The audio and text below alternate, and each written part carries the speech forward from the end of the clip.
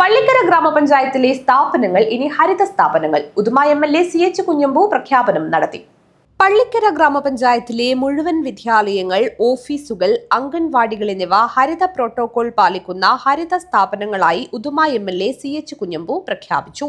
സമ്പൂർണ്ണ ശുചിത്വ സുസ്ഥിര സുന്ദര ഗ്രാമപഞ്ചായത്തായി പ്രഖ്യാപിക്കുന്നതിന് മുന്നോടിയായി മാലിന്യമുക്തം നവകേരളം പദ്ധതിയുടെ ഭാഗമായാണ് പ്രഖ്യാപനം നടത്തിയത്.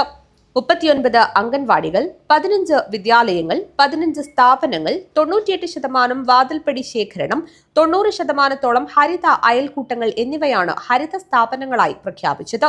ജനുവരി 1 മുതൽ 7 വരെ വലിച്ചെറിയൽ മുക്ത വാരമായി ആചരിക്കും. എല്ലാ തോടുകളും മാലിന്യമുക്തമാക്കുന്നതിന് പരിപാടികൾ ആസൂത്രണം ചെയ്തു. ജനുവരി 26-ന് പഞ്ചായത്ത് മാലിന്യമുക്തമായി പ്രഖ്യാപിക്കും.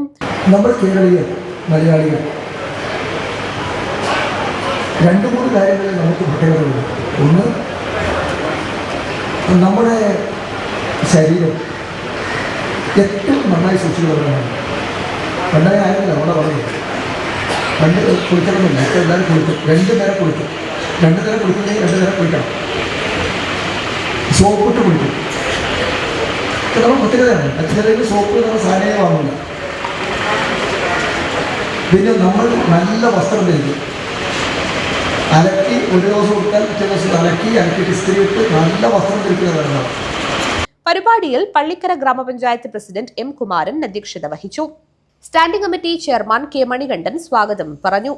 Kanhangad block panchayat president K Manikandan, Pallikkara ഗ്രാമപഞ്ചായത്ത് വൈസ് പ്രസിഡന്റ് നാസ്നിൻ വഹാബ്, നവകേരളം കർമ്മ പദ്ധതി ജില്ലാ coordinator K Balakrishnan, K Balachandran, Suraj V, Abdurahman, Jayasree KV, V Geetha തുടങ്ങിയവർ ചടങ്ങിൽ സംബന്ധിച്ചു.